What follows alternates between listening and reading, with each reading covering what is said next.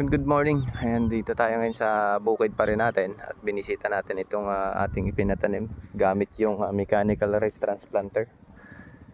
So, yan, kung mapapansin niyo, yan, ang ganda na.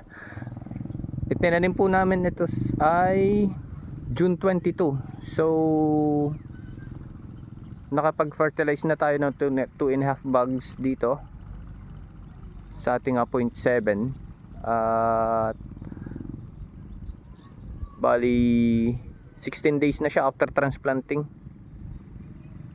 Ayan na, kung papapansin niyo. At makikita natin yung napakagandang buladas ng ating palay. Ayan. So, mga ilang weeks pa hindi na halos natin makita yung sinasabi nilang dalang nung pagkakatanim. Ayan, kasi ang kapal na nung palay natin. Ayan o. So, yun lang yung update natin.